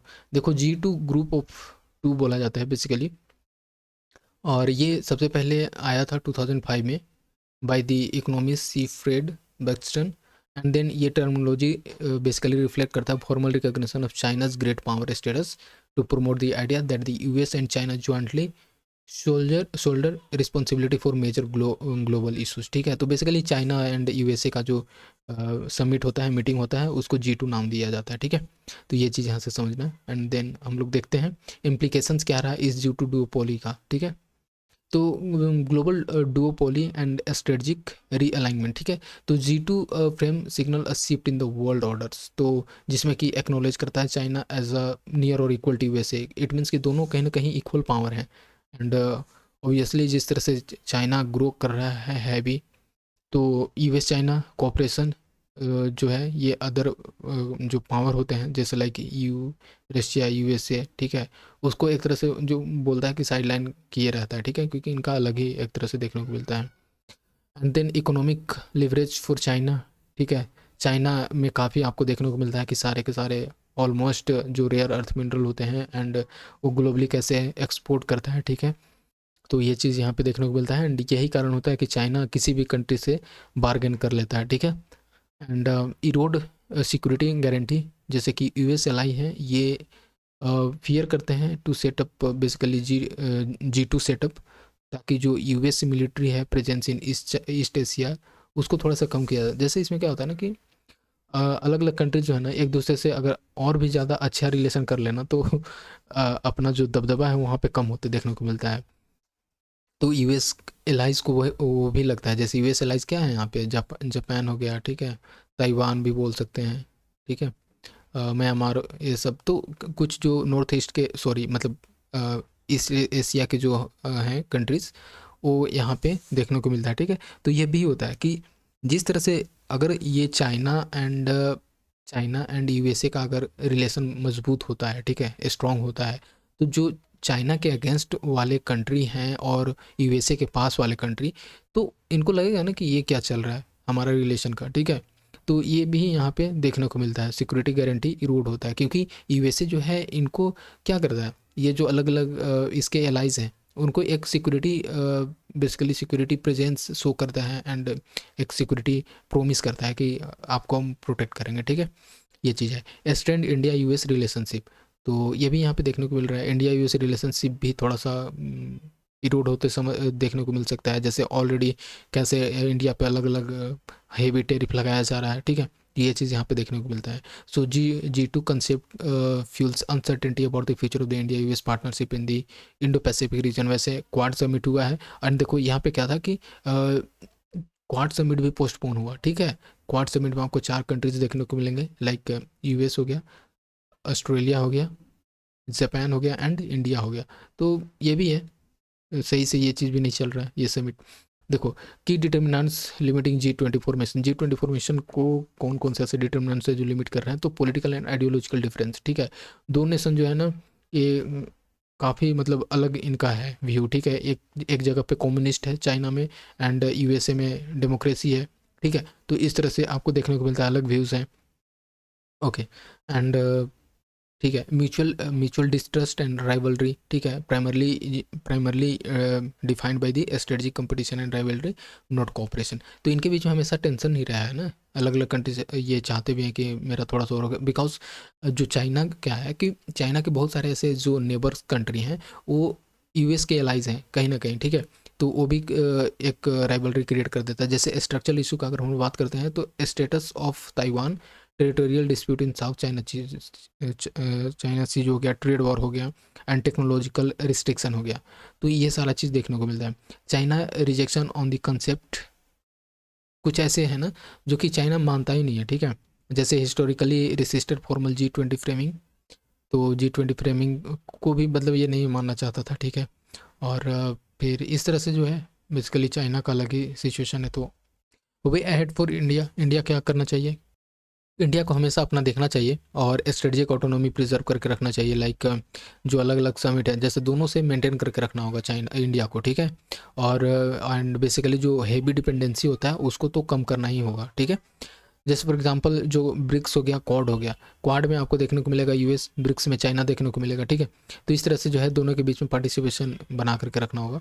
And then diversify economic and security partnership, तो और भी कंट्री से करना होगा, एंड ऑल दो ये तो कर भी रहा है, लाइक जितने भी वल्नरेबिलिटीज़ हैं एंड हेवी डिपेंडेंस हो उसको कम करना चाहिए, ठीक है, ओके। एंड यही कारण है कि यू के साथ कर रहा है, ठीक है। फिर जो एक कॉरिडोर गया है, ठीक है, इंडिया से होते हुए, नॉर्थ ईस्ट कॉरिडोर, ठीक है। तो नॉर्थ ईस्ट तो है ही, ये तो आपको इस साइड समझ में आएगा। एंड यू पे जो गया है IMEC, ठीक है, India middle east economic corridor. तो ये सारी चीज़ें हैं, इस तरह से अपना इंडिया स्टेप ले सकता है। व्हाइल देखो कंक्लूजन में क्या लिख सकते हैं कि while talk of G2 signals enduring weight of the US China relation, जो बेसिकली मजबूत होते हैं देखने को मिल रहा है। तो deep mistrust ideological difference make a true duopoly unlikely for India. अगर हम लोग बात करते हैं priority to uphold strategic autonomy, and strategic autonomy matter भी करता है फॉरेन रिलेशंस में। And expand diverse partnership, work with like minded countries to strengthen multipolar global order. Multipolar global order में ये देखने को मिलता है ना कि किसी भी एक कंट्री पर डिपेंड नहीं होता है कोई भी कंट्री, ठीक है। एंड जब मल्टीपोलर ग्लोबल ऑर्डर बनता है तो इससे क्या होता है कि कंट्रीज़ का जो होता है ना एक दूसरे पे डिपेंडेंसी एंड एक दूसरे को थ्रेट भी कम देखने को मिलता है यहाँ पे। अब चलो चलते हैं G20 समिट 2025। तो ये 20th समिट था, ठीक है, जो कि जोहान्सबर्ग साउथ अफ्रीका में हुआ है। एंड इसका थीम क्या है, सोलिडरिटी, इक्वालिटी एंड सस्टेनेबिलिटी, ठीक है। तो इतना ये प्री पॉइंट से है यहाँ पे। रेस्ट हम लोग देखते हैं कि it was first ever G20 held in African soil, तो ये भी ध्यान रखना है, इस कारण से ये इंपॉर्टेंट भी है। जोहान्सबर्ग साउथ अफ्रीका में हुआ है, पहला हुआ है G20 का। साउथ अफ्रीका G20 प्रेसिडेंसी जो है ये अफ्रीकन फिलोसफी जो है ना, उबुंटू, इट मीन्स कि I am because we are, ठीक है, क्योंकि हम लोग हैं इसलिए मैं हूँ। तो इस तरह से जो है ना इसी के फिलोसफी पे यहाँ पे हुआ ये। देखो इस G20 का की टेक क्या हो सकता है, तो एक तो है इसको जोहान्सबर्ग डिक्लेरेशन भी बोला गया। एंड इसमें इसमें ये देखने को मिला कि डेप्ट सस्टेनेबिलिटी, ठीक है। तो जैसे कॉस्ट ऑफ कैपिटल कमीशन जो है इसमें अगर हम लोग बात करते हैं कॉस्ट ऑफ कैपिटल कमीशंस का, तो बेसिकली इसका देखना ये होता है कि जो डेवलपिंग कंट्रीज होते हैं जो लोन लेते हैं, ठीक है, हेवी रेट पे, तो उनको क्या होता है कि हेवी रेट बेसिकली पे करना होता है, ठीक है। और इसमें ये चीज़ ये एनालाइज करते हैं कि बेसिकली रीज़न है क्या। तो कभी कभी कंट्रीज़ का देखने को मिलता है कि पुअर रेटिंग सिस्टम है, ठीक है, वो सही से टाइमली पेमेंट रिपेमेंट नहीं करते हैं, ठीक है, लोन को। फिर ग्लोबल फाइनेंशियल बायसनेस देखने को मिल सकता है, किसी कंट्री को ज़्यादा, किसी कंट्री को कम, किसी को ज़्यादा फेवर कर सकता है, ठीक है। ये सारा चीज़ है। वीक इंस्टीट्यूशंस भी एक मैटर करता है। तो इन चीज़ों को कैसे स्ट्रक्चरल इश्यूज़ को डील करना है, ये capital cost of capital commissions का इसमें काम है, ठीक है। डेप्ट सस्टेनेबिलिटी को मेंटेन करना है। ग्लोबल रिजिलियंस एंड डेवलपमेंट, तो इसमें भी आपको देखने को मिल जाएगा कि इनका मेन गोल ये है कि 2027 तक, ठीक है, ये यूएन अर्ली वार्निंग सिस्टम को ग्लोबली यूनिवर्सल कवरेज करना है, ठीक है, ताकि हर किसी को ये एक्सेस हो सके, हर कंट्री को एक्सेस मिल सके कि कौन से डिजास्टर्स होने वाले हैं, ठीक है। सुनामी हो गया, क्लाइमेट चेंज की वजह से और भी अलग अलग जो डिजास्टर्स देखने को मिलते हैं, तो उसका कहीं ना कहीं एक्सेस हो सके। और साथ ही लॉन्च किया गया AI फॉर अफ्रीका इनिशिएटिव, क्योंकि अभी भी अफ्रीका जो है ना वो इन चीज़ों में टेक्नोलॉजी के मामले में काफ़ी पीछे है, एंड देन ये इसका डेवलपमेंट पे इम्पैक्ट देखने को मिलता है। तो ये चीज़ पे भी फोकस किया गया है। Early and climate transition, energy and climate transition, इसमें ये देखने को मिल रहा है कि एक मिशन 300 है, तो ऐसे डायरेक्ट पूछ सकता है कि मिशन 300 किससे रिलेटेड है। तो आपको ये ध्यान देना होगा ये किस चीज़ का है। तो G20 से रिलेटेड एक तो सबसे फर्स्ट, एंड ये world bank group and African development bank द्वारा लाया गया है, जिसका एम है कि 300 मिलियंस पीपल को इलेक्ट्रिसिटी प्रोवाइड करना है इन अफ्रीका बाय 2030। तो ये चीज़ समझ सकते हो, काफ़ी इंपॉर्टेंट है, प्रीलिम्स पॉइंट्स यहाँ पे। देन यही है, triple global renewable energy capacity को रीअफर्म करना है, and then global average annual rate है एनर्जी का, उसको डबल करना है, एंड 2030 तक इम्प्रूव करना है, राइट। तो ठीक है। G20 क्रिटिकल मिनरल फ्रेमवर्क भी लाया गया, जिसमें कि ये voluntarily and non binding blueprint है, जो कि फोकस करता है सस्टेनेबल वैल्यू चेन को सिक्योर करने में, एंड जो मिनरल एक्सप्लोरेशन है उस चीज़ को यहाँ पे लाने में, ठीक है, and then governance and sustainable mining practice को इंश्योर करने में। देखो, ये fully preserve and sovereign right है of minerals in that countries, जहाँ पे ज़्यादा मिनरल्स हैं उनको ये भी राइट दिया गया है, ताकि बेसिकली एक इंक्लूसिव इकोनॉमिक ग्रोथ हो सके। यूथ एंड जेंडर टारगेट इसमें किया गया है, जिसमें कि एक नेल्सन मंडेला बे टारगेट जो है इसको अडॉप्ट किया गया, ताकि जो अनएम्प्लॉयड यूथ हैं, ठीक है, या फिर एजुकेशन हो गया, ठीक है, ट्रेनिंग हो गया, इसमें जो है उनको थोड़ा सा कम किया जा सके, और टारगेट रखा गया 5% बाई 2030। देन फिर एक है अडॉप्ट किया गया है रिवाइज्ड ब्रिस्बेन ई थिकविनी गोल, ठीक है। तो ऐसे डायरेक्ट पूछ सकता है कि ये ब्रिस्बेन ई थिकविनी गोल किससे रिलेटेड है। तो बेसिकली ये जेंडर गैप जो है ना लेबर फोर्स पार्टिसिपेशन में, उसको कम करना है, ठीक है। जेंडर गैप फोर्स पार्टिसिपेशन को कम करना है 25% बाई 2030, ठीक है। और ये लेवल कहाँ तक रखा गया है, 2012 से, ठीक है। तो ये चीज़ है। अब हम लोग देख लेते हैं थोड़ा सा कुछ काम की चीज़ें जो कि हमेशा से पूछते आया है, जो कि मेंबर कंट्रीज यहाँ से काफ़ी इंपॉर्टेंट हो जाते हैं, ठीक है। मेंबर कंट्रीज में सबसे पहले G7 आया था, ठीक है। G7 में बात करते हैं तो उस टाइम पे जो है ये देखो, कनाडा हो गया, France, Italy, Japan, Germany, United kingdom and US। इसमें सबसे बड़ा बात यह है ना कि आप जब जहाँ पे यूनाइटेड स्टेट रहता है वहाँ पे जापान देखने को मिलेगा, ठीक है। इटली, फ्रांस, कनाडा सबसे बड़े बड़े जो कंट्री थे वो थे। देन G8 आता है, ठीक है, रसिया। फिर उसके बाद G8 को हटा दिया जाता है जब 2014 में क्रीमिया पे रसिया अटैक करता है तब, ठीक है। तो फिर इसको बाहर कर दिया जाता है अपने इनके ग्रुप से। देन क्योंकि मोस्ट ऑफ द कंट्रीज जो है ना ये सब नाटो के एलाइज हैं, ठीक है, एंड ठीक है। देन ये देखते हैं हम लोग G20। हाँ, G20 में आपको देखने को मिलेगा अफ्रीकन यूनियन, ठीक है, अर्जेंटीना, ऑस्ट्रेलिया। तो ये ट्रिपल ए से यहीं पे है। फिर बी से आपको देखने को मिलेगा ब्राज़ील, सी से चाइना। फिर आई से अगर बात करते हैं तो इंडिया हो गया, इंडोनेशिया हो गया। एस से आपको South Africa, Saudi Arabia, South Korea, and then Mexico and Turkey, ठीक है। तो इन सारे चीज़ जो है ना ये कंट्री है। G20 की अगर हम लोग बात करते हैं तो ये 1999 में लाया गया था आफ्टर एशियन फाइनेंशियल क्राइसिस, जब क्राइसिस देखने को मिला था उसके बाद ये समिट लाया गया और ये ग्रुप बना, ठीक है। देन इसमें 19 कंट्रीज़ हैं, प्लस में यूरोपियन यूनियन है एंड अफ्रीकन यूनियन भी है। 80% ये होल्ड करते हैं global GDP and 75% global export, और साथ ही साथ 60% ग्लोबल पॉपुलेशन। तो समझ सकते हो अपने आप में इस जियोपॉलिटिक्स में कितना इंपॉर्टेंट है इस ग्रुप का। And then G20 operate without a permanent secretariat, इसका ये भी इम्पोर्टेंट है कि कोई भी इसका परमानेंट सेक्रेटेरिएट नहीं है। वर्क इसका काम जो है ये 2 पैरेलल स्ट्रीम में कंडक्ट किया जाता है। एक तो है कि फाइनेंशियल ट्रैक एंड एक है शेरपा ट्रैक। फाइनेंशियल ट्रैक में ये देखने को मिलता है कि ये फाइनेंस मिनिस्टर इसमें पार्टिसिपेट करते हैं एंड सेंट्रल बैंक के गवर्नर, ठीक है। एंड देन शेरपा ट्रैक में देखने को मिलता है कि जो लीडर होते हैं, रिप्रेजेंटेटिव्स होते हैं, वो इसको हेड करते हैं, लीड करते हैं, ठीक है। तो ठीक है, India's proposal at G20 summit 2025 including creation of, क्या क्या यहाँ पे देखने को मिला इंडिया का प्रपोजल। तो G20 ट्रेडिशनल नॉलेज रिपोजिटरी, ठीक है। G20 अफ्रीका स्किल्स मल्टीप्लायर, ठीक है। G20 global health response team and then open satellite data partnership, critical mineral circularity initiative and G20 initiative on countering the drug terror nexus, ठीक है। तो ये India का initiative रहा। देखो सिग्निफिकेंस क्या है G20 का, तो ये सब पूरा का पूरा मेंस पॉइंट से है, ज़्यादा इस पर फोकस नहीं करेंगे। तो लेजिटिमेसी एंड इंक्लूसिविटी को मेंटेन करना, ठीक है।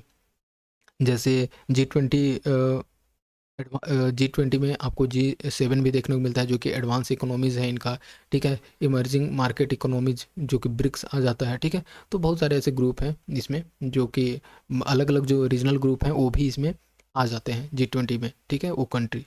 तो ये चीज़ें यहाँ पे inclusion of AU further solidify the representative stature. Then economic crisis management जो कि बेसिकली एक ये प्राइमरी कोऑर्डिनेटिंग बॉडी के तौर पे वर्क करता है for the global economic policy and जिसमें कि बेसिकली 2008 का जो फाइनेंशियल क्राइसिस देखने को मिला था उस चीज़ को ध्यान में रखते हुए इस चीज़ को रोकने का काम किया जाता है ताकि ऐसा फर्दर ना हो। देन मल्टीलेटरल रिफॉर्म ड्राइवर्स, इसमें बहुत सारे ऐसे देखने को मिलते हैं लाइक IMF, वर्ल्ड बैंक, ये सारे जो कंट्रीज़ हैं, सॉरी ये जो इंस्टीट्यूशंस हैं वो अलग अलग कंट्रीज़ को लोन प्रोवाइड करते हैं। Then global agenda setter, G20 effectively establish the mainstream की global norms and policies like international taxation, जैसे ये चीज़ आपको देखने को, base erosion, profit shifting, global minimum tax, ठीक है। फिर ये देखो ये थोड़ा सा जानने वाली चीज़ है कि G20 के साइडलाइन में Australia, Canada, India technology and innovation partnership announce किया गया, जिसका मेन एम क्या था कि एक क्रिटिकल एंड इमर्जिंग टेक्नोलॉजी को इन्हांस करना। तो ये नया है ACITI, ठीक है, Australia, Canada, India technology and innovation. Effectiveness related to G20 summit in G20 summit 2025, shifting power dynamics, Africa at the center, 4-year continuum of global south presidencies। एक second, almost अभी 4 साल से ना ये इन्हीं कंट्रीज जो ब्रिक्स के country हैं इन्हीं के बीच में ये प्रेसिडेंसीज रिवॉल्व होते आया था, ठीक है। तो इन सारे कंट्रीज़ के बीच में एक बेटर कंसेंसस, एक सक्सेसफुल प्लेटफॉर्म जिससे कि डेवलपमेंट प्रायोरिटीज़ को लेकर के बात किया जा सके उसके लिए एक सही था, ठीक है। तो कुछ ऐसे चैलेंजेस है G20 में, ठीक है, इस ग्लोबल वर्ल्ड में। लाइक एक तो कंसेंसस फैटिग है, ठीक है, लाइक टेंशंस अलग अलग कंट्रीज़ में अपना देखने को मिलता है। US चाइना राइवलरी हो गया, रसिया US हो गया, इस तरह से जो है अलग ही है। फिर अंडरमाइंड लेजिटिमेसी, ठीक है, absence of key world leader, basically इसका है नहीं, जैसे USA from 2025 summit due to political disagreement undermine the G20 legitimacy as the premier global. तो है ना कि अलग कंट्रीज़ का टेंशंस होता है वो निकल जाते हैं यहाँ से, समिट में पार्टिसिपेट ही नहीं करते, ये सारी चीज़ हो गए। नॉन बाइंडिंग प्लेज एक मेजर इशूज़ है, और इन इफेक्टिव कॉमन फ्रेमवर्क है for uncommon challenges like G20 summit framework for डेप्ट ट्रीटमेंट, ओके। और यही सारी चीज़ें हैं, ज़्यादा इसमें कुछ है नहीं। एक है प्रोटेक्टिंग, कुछ ऐसे चैलेंजेस और देख लो तो protectionism and trade. So despite commitment to free trade, बहुत सारे ऐसे नेशनलिस्ट इंडस्ट्रियल पॉलिसीज़ जो हैं एंड सब्सिडीज एवं मेजर मेंबर्स वो थ्रेटन करते हैं and geo economic fragmentation create कर सकते हैं, ठीक है। जैसे मागा इन USA, तो अब बताओ इसका USA का कहना है कि मेक अमेरिका ग्रेट अगेन। तो इसके लिए तो भाई आप ये चीज़ नहीं कर सकते ना, आपको अपने अपने इकोनॉमी पे ज़्यादा फोकस करना होगा, अपने सिक्योरिटी पे ज़्यादा फोकस करना होगा, ठीक है। तो ये कारण जो है ये भी थोड़ा सा प्रॉब्लम क्रिएट करता है, ठीक है, अदर कंट्री को ग्रो होने में। और यही है फिर। एक सेकेंड, चलो अब हम लोग देख लेते हैं इंडिया यूएस डिफेंस टाइज, ठीक है। सो अभी रिसेंटली इंडिया यूएस साइन करते हैं 10 year framework pact for defence partnership, ठीक है। तो अभी न्यूज़ में, रिसेंट के न्यूज़ में देखोगे कि किस तरह से, क्या ही बोला जाए इंडिया यूएस का रिलेशंस का, राइट। चलो देखते हैं। This agreement is a follow up to similar 10 year framework agreement sign in 2005 and 2015। तो जैसे 2005 एंड 15 में साइन किया गया था 5 से 10 year, and then again 10 year, तो 2025 हो गया ना। तो इस तरह से जो है 10 ईयर पे ये साइन कर रहे हैं। So US has also approved recently the sale of javelin anti tank missile system. तो ऐसा पूछ देता है ना कि ये किसका है, किस कंट्री का इस ये मिसाइल टैंक है, तो ये ध्यान रख लेना। ये javelin anti tank missile system ये यूएस का है। And Excalibur guided artillery munitions and related equipment, ठीक है। तो इंडिया को दो चीज़ यहाँ पे देने का बात किया गया है। एक तो है कि Excalibur guided artillery munitions and javelin anti tank, ठीक है, missile systems. India US defence ties का अगर हम लोग बात करते हैं तो इंडिया यूएस डिफेंस कोऑपरेशन ये 1962 के टाइम पे ये बेसिकली साइनो इंडिया वॉर के टाइम पे ये निकल करके आता है, ठीक है। जब यूएस सप्लाई करता है इंडिया को एयरक्राफ्ट, वेपन्स, ट्रेनिंग, ठीक है। तो इस तरह से देन डायलॉग मैकेनिज्म का बात करते हैं तो 2+2 मिनिस्ट्रियल डायलॉग जो कि इसमें आपको देखने को मिलता है। External affairs and defence ministry जो होते हैं वो दोनों कंट्री के आते हैं। और भी ऐसे डीपीजी हो गए, डिफेंस पॉलिसी ग्रुप हो गया, फिर मिलिट्री कोऑपरेशन ग्रुप हो गया। तो इतना हम लोग को ध्यान नहीं देना इसमें। देखो फाउंडेशनल एग्रीमेंट का अगर हम बात करते हैं तो general security of military information agreement ये साइन किया गया था 2002 में। ये सब बेसिकली आप मेंस में कोट करते हैं कि हाँ किस तरह से रिलेशंस बिल्ड होता है हिस्टोरिकली पास से लेकर के प्रेजेंट तक। सो general security of military information agreement जो कि अलाउ करता है sharing of classified information by the US government and form with the Indian government, ठीक है। तो एक दूसरे के बीच में इन्फॉर्मेशन को शेयर करना, गोसमिया, ठीक है, गॉसिप टाइप से लग रहा है गोसमिया। देखो एक है लिमुआ, ये जो कि 2016 में साइन किया गया था, लॉजिस्टिक एक्सचेंज मोरेंडम ऑफ एग्रीमेंट, जिसमें कि दो कंट्रीज जो होते हैं ना मिलिट्री एक्सेस देते हैं एक दूसरे को, रिफ्यूलिंग हो गया, रिप्लेनिशिंग हो गया, ठीक है, ये सारी चीज़ें। Then communication and compatibility and security agreement ये 2018 में साइन किया गया, जिसमें कि सेल एंड एक्सचेंज जो है कम्युनिकेशंस डेटा इक्विपमेंट को उसको अलाउ करता है। Basic exchange of communications agreement ये 2020 में साइन किया गया, जिसमें कि इन दो कंट्री के बीच में जो है ना एडवांस जियो स्पेशियल सैटेलाइट डेटा जो कि है नेविगेशन के लिए एंड मिसाइल टारगेटिंग के लिए ये शेयर करने का बात करता है, ठीक है। डिफेंस स्टेट का बात करते हैं तो 2016 में यूएस ने मेजर डिफेंस पार्टनर्स रहा, ठीक है, 2016 में।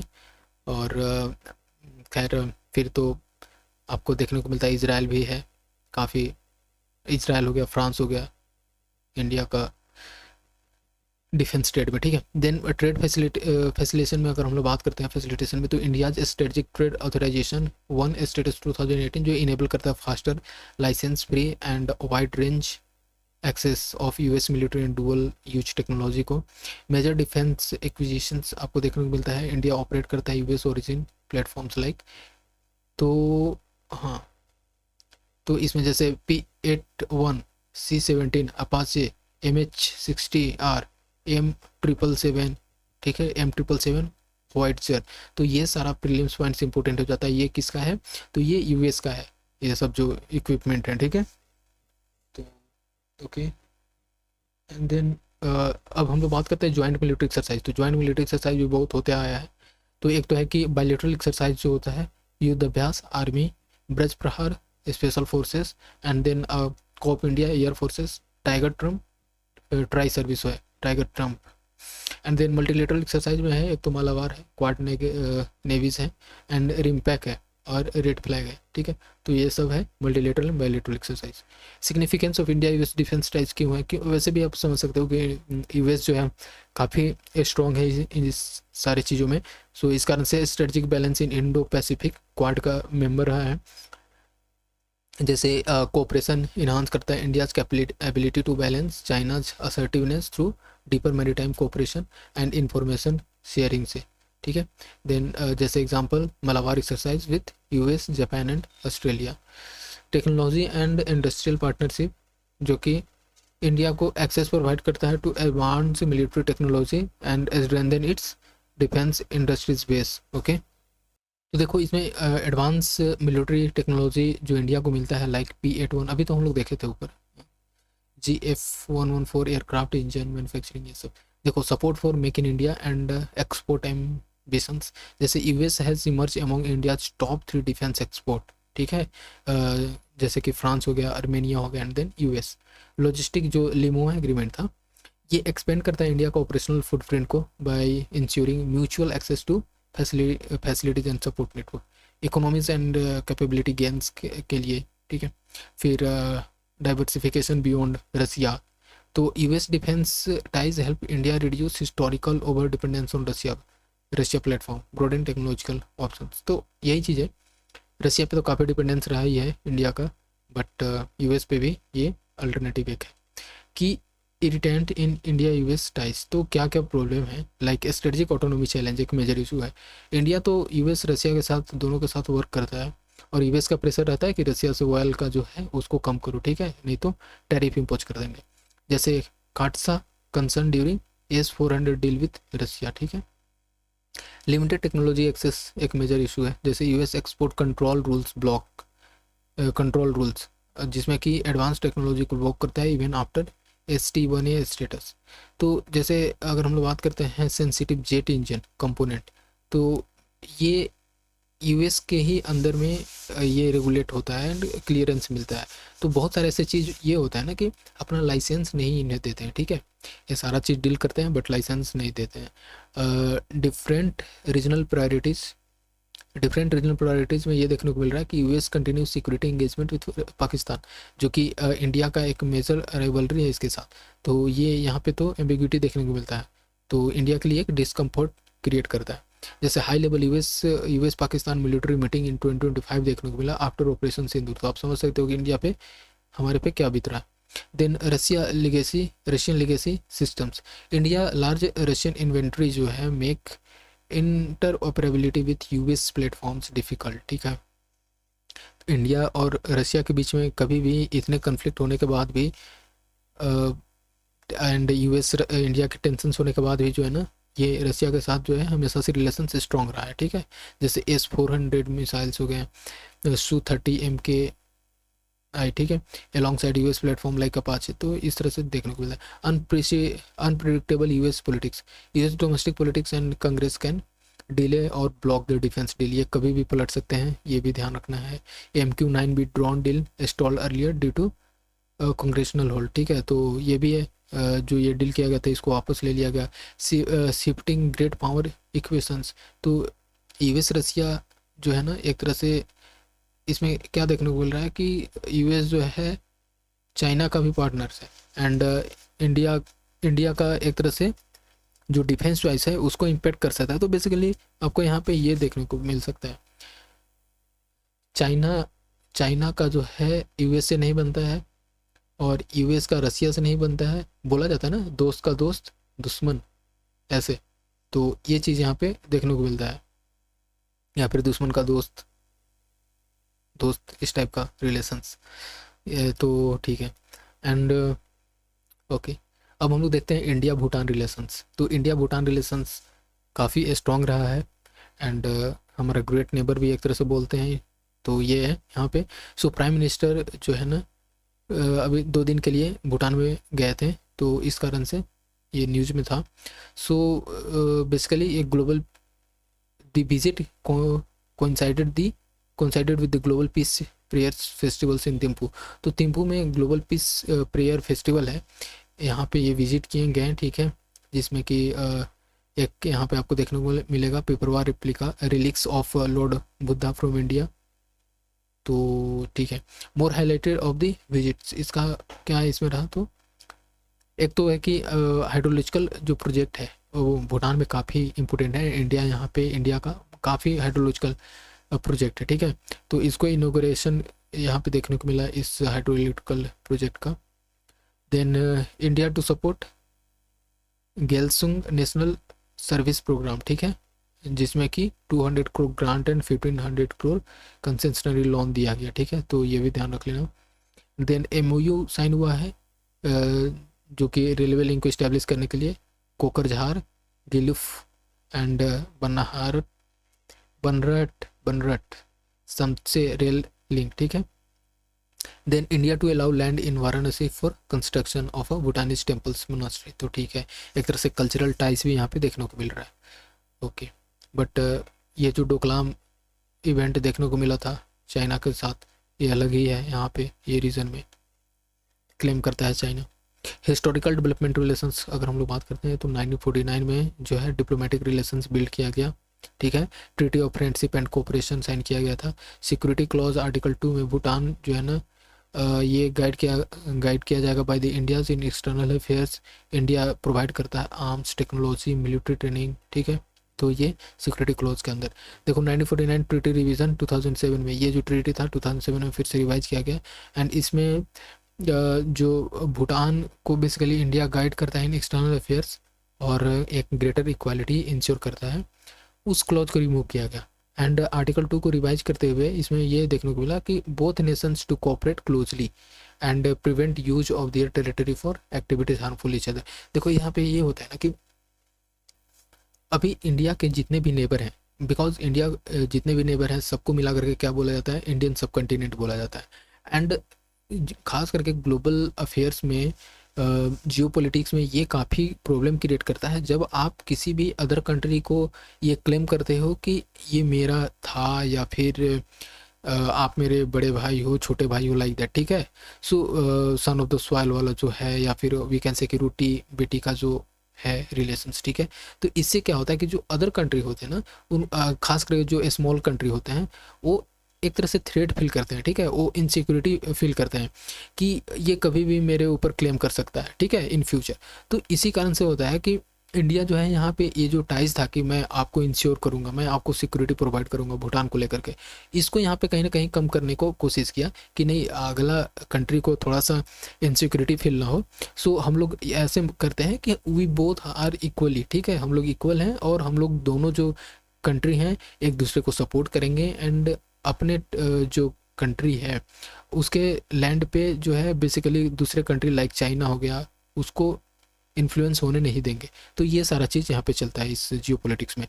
Significance of India Bhutan bilateral relations का अगर बात करते हैं तो काफ़ी, एक तो स्ट्रेटजिक बफर एंड सिक्योरिटी के तौर पे भूटान आपको देखने को मिलता है, ठीक है। भूटान जियोग्राफिकल लोकेशन जो है एक बफर है between the India and China, ठीक है। और जैसे यहाँ पे वेस्टर्न बॉर्डर में अभी हम लोगों ने देखा था डोकलाम, जो कि एक इंडिया सिलीगुड़ी कॉरिडोर को लेकर के लिए काफ़ी इंश्योर करता है। जैसे नहीं बोला जाता है कि चिकन नेक फॉर एग्जांपल, तो वहाँ पे काफ़ी अगर नज़दीक आ जाएगा, ठीक है, यहाँ से। सो इस तरह से जो है इसको प्रोटेक्ट करने के लिए ये एक स्ट्रेटजिक लोकेशन है। एंड देन एनर्जी सिक्योरिटी के लिए जो कि भूटान जो है भूटान एक डिपेंडेबल हाइड्रो पावर पार्टनर है, ठीक है। काफ़ी यहाँ पे बहुत सारे ऐसे प्रोजेक्ट देखने को मिलते हैं इंडिया का हाइड्रो इलेक्ट्रिक को लेकर के। इकोनॉमिक एक्सेस जो है भूटान इंडिया का टॉप ट्रेडिंग पार्टनर्स रहा है और काफ़ी मेजर इन्वेस्टमेंट देखने को मिलता है वहाँ पे। और internationalisation of Bhim UPI and RuPay card, ठीक है। सो भूटान ऐसा फर्स्ट कंट्री था जो कि यूपीआई को अडोप्ट किया था, ठीक है, क्यूआर डिप्लॉयमेंट को लेकर के। And then RuPay is fully interoperable, ठीक है। सो भूटान के लिए अगर हम लोग बात करते हैं कैसे, तो इकोनॉमिक डेवलपमेंट के लिए जैसे इंडिया भूटान के लिए क्या है कि इंडिया एक प्रिंसिपल डेवलपमेंट पार्टनर है, ठीक है, काफ़ी सोशियो इकोनॉमिक डेवलपमेंट को लेकर के फोकस करता है। जैसे 5 ईयर प्लान, जैसे इंडिया में 5 ईयर प्लान थे ना, उसी तरह से वहाँ पे भी रन करवाता है, ठीक है, ये चीज़ हो गया। तो एंड 12th 5 ईयर प्लान में इंडिया कंट्रीब्यूट किया 73% of the global total external grant component. तो आप समझ सकते हो ये जैसे बोल सकते हैं कि जिस तरह से इंडिया खुद को डेवलपमेंट करना चाहता है एंड उसी तरह से यहाँ पे भी ये प्लान चलाता है। देखो revenue generation, electricity export India generated about 40% of Bhutan revenue and 25% its gross domestic GDP. ठीक है, कहने का मतलब ये है कि भूटान क्या करता है, काफ़ी हाइड्रो इलेक्ट्रिक में एक तरह से, ठीक है, एंड देन वो क्या करता है कि एक्सपोर्ट करता है इलेक्ट्रिसिटी, तो 40% रेवेन्यू इसी से जनरेट होता है, क्योंकि वहाँ पे ऐसे लैंडलॉक कंट्री है, कुछ इतना एक्सेस नहीं है ट्रेड को लेकर के। ठीक है, और वैसे भी बोल सकते हैं कि environmentally and climatically fragile country है। ठीक है, जियोग्राफिकली वी कैन से, तो ये सारे चीज़ इशूज़ होते हैं, लैंडलॉक नेचर भी है। ठीक है, फिर यही है फाइनेंशियल स्टेबिलिटी के लिए, फिर एजुकेशन कैपेसिटी बिल्डिंग्स के लिए, स्पेस कोलेबोरेशन के लिए। ठीक है, इंडिया भूटान सेट 2022 जो डेवलप किया गया। ठीक है, एंड देन डिफेंस कोऑपरेशन में एक है इमित्रत, इंडियन मिलिट्री ट्रेनिंग टीम्स, ये भूटानी सिक्योरिटी पर्सनल्स हैं, उनको ट्रेनिंग प्रोवाइड करता है। चैलेंजेस क्या देखने को मिलता है, एक तो है कि चाइना का प्रेशर, जियोपॉलिटिकल प्रेशर भूटान पे। ठीक है, चाइना बेसिकली इसका एफर्ट होता है कि जो formal diplomatic and economic ties हैं, ठीक है, और प्रेशराइज करना भूटान को टू फाइनलाइज बॉर्डर डिमार्केशन। ठीक है, कि आप इस चीज़ को करो। China road and railway extension in Tibet, ठीक है, लहासा काफ़ी नज़दीक आ गया है। ठीक है, तो ये चीज़ भी एक है। डोकलाम डायलेमा एक मेजर इशूज़ है। China long standing package deal जो कि ऑफर करता है, बेसिकली यहाँ पे ये है ना कि बोलता है कि तुम डोकलाम मुझे दे दो और मेरे कुछ एरियाज जो हैं उसको तुम ले लो, बेसिकली ये भूटान को बोलता है। तो आप समझ सकते हो कि अगर डोकलाम पहुँच गया तो किस तरह से जो है सिलीगुड़ी कॉरिडोर के लिए एक थ्रेट परसेप्शन हो जाएगा। तो so China long standing package deal offer to settle border dispute by ceding control of the strategic critical Doklam plateau remains the security concern for the India. तो वही बोलता है कि आप मुझे डोकलाम वाला प्लेट्यू दे दो, कहीं कहीं और आप ले लो। ठीक है, economic perceptions like some Bhutanese perceive India's dominance as exploitative. ठीक है, तो ये भी मतलब देखो कंट्री में बहुत सारे अलग अलग टाइप्स के लोग रहते हैं। ठीक है, लेफ्ट राइट सब तरह से। तो कुछ लोगों का मानना ये होता है कि जिस तरह से इंडिया का प्रेजेंस है भूटान में, सो हो सकता है इन फ्यूचर ये भूटान के लिए थ्रेट का कारण बन सके। और critics point out that the India's aid often creates jobless growth, और यही कारण है कि इतना मदद ही कर देता है कि वो जॉबलेस ग्रोथ हो जा रहा है, वहाँ पे लोगों को एम्प्लॉयमेंट ही नहीं मिल पा रहा है। ठीक है, तो ये भी चीज़ है। और ठीक है, फिर क्या है, hydro power financing team terms. ठीक है, तो ये ग्रोइंग डोमेस्टिक क्रिटिसिज्म जो है regarding India shifting finance model for the hydro power project. तो यहाँ पे क्या है कि 60-40 का ग्रांट देता है। ठीक है, सो रिसेंटली जो है ना ये लोन, ये 60-70% फाइनेंशियल सपोर्ट तक पहुंच गया। ठीक है, कंक्लूजन में यही आप लिख सकते हो कि shared spiritual heritage, deep mutual trust है। ठीक है, जो कि 1949 ट्रीटी से देखने को मिलता है। Friendship treaty, peace and friendship treaty revise 2007 में फिर से इस वर्जन को रिवाइज किया गया। ठीक है, एंड देन यही है। अब देखते हैं हम लोग थोड़ा सा UN80 इनिशिएटिव एक्शन प्लान, ये बेसिकली है क्या, डायरेक्ट पूछा जा सकता है। तो ये रोड मैप है जिसमें कि system carry out systems wide reform. ठीक है, सो UN80 इनिशिएटिव एक्शन प्लान, इसके और अगर हम लोग डिटेल में बात करें तो एक ambitious systems wide reform effort है जो कि मार्च 2025 में लॉन्च किया गया, जो कि 80th एनिवर्सरी ऑफ UN को सेलिब्रेट करते हुए। ऑब्जेक्टिव क्या था, तो UN जो है ना, make UN more agile, integrated and efficient, impactful, specially in shrinking resources. ठीक है, तो इस श्रिंकिंग रिसोर्सेज के बीच में और भी कैसे UN को और स्ट्रॉन्ग बनाया जाए, इस चीज़ पे बात किया गया। 3 मेन वर्क स्ट्रीम थे इसमें, जिसमें कि इफेक्टिवनेस को आइडेंटिफाई करना एंड इम्प्रूव करना in the way of UN work. ठीक है, एंड रिव्यू करना द इम्प्लीमेंटेशन मैंडेट को, जो कि मेंबर स्टेट इस चीज़ को फॉलो करेंगे। ठीक है, तो फिर examine possible structural changes and program realignment in UN systems. इसमें टाइमलाइन असाइन किया गया है बेसिकली नवंबर 25 टू दिसंबर 2026, तो इसका आंसर भी न्यूज़ में था। And then key reform areas क्या है वर्ल्ड पैकेज को लेकर के, so basically peace and security, new model for peace operations जो कि डेलीगेट करेगा more efficiently. And then humanitarian response होना चाहिए, new humanitarian compact for simpler emergency plans and integrated supply chains. ठीक है, then development systems, reconfiguration of UN countries term teams and regional structure for cost effectiveness, institutional mergers, assessing possible mergers of entities with the overlapping work for greater coherence and savings. Institutional mergers जैसे बहुत सारे ऐसे हैं, UNDP हो गया, UNOPS हो गया, इसको थोड़ा सा मर्ज करके एक स्ट्रॉन्ग कमिटमेंट शो करना, ठीक है। एंड इसका किस तरह से कोऑपरेशन के साथ आपका अलग अलग जो डिफरेंट वर्क है उसको एक साथ लेकर के चलना। देन इंस्टीट्यूशनल मर्जर का बात करता है। फिर है इसमें ऑपरेशनल्स इनेबलर्स, तो ठीक है। नीड फॉर यूएन रिफॉर्म क्यों जरूरी है? स्ट्रक्चरल चैलेंजेस जो देखने को मिल रहे हैं, ठीक है। तो इसमें आउटडेटेड रिप्रेजेंटेशन है, जैसे UNSC, united nation security council जो है, ये रिफ्लेक्ट करता है post world war two geopolitics, not 21st century realities. तो बेसिकली अभी क्या चल रहा है, किस तरह से साइबर वॉरफेयर हो रहे हैं, अलग तरह के थ्रेट अभी हो गए हैं, ठीक है। उस पर उसको डील नहीं कर पा रहा है अभी, तो इस चीज़ को देख करके स्ट्रक्चरल चेंजेस लाना जरूरी है, ठीक है। कोई भी ऐसा परमानेंट सीट नहीं है for the countries like India हो गया, जहाँ की लार्जेस्ट कंट्रीब्यूशन है यूएन पीस कीपिंग में, ठीक है। तो ये भी एक प्रॉब्लम है। Loss of credibility and global trust एक मेजर इशूज़ हैं, जिसमें कि कन्फ्लिक्ट डेडलॉक देखने को मिलता है। फिर इसी तरह से जैसे UNSC deadlock due to veto power in case of Russian Ukraine war, Israel Palestine conflict. तो ये सारा चीज़ यहाँ पे है। जैसे जो बड़े कंट्रीज होते हैं, वीटो कौन लगाएगा? ये खुद अगर कोई मेंबर कंट्री है वो दूसरे कंट्री पे अटैक कर रहा है तो, ठीक है। तो ये चीज़ें हैं। गवर्नेंस चैलेंजेस देखने को मिलते हैं, new global challenges like even like specialize body and adequate resources to respond effectively, ठीक है। तो ये भी चीज़ें हैं। AI ethics, cyber security major issue है।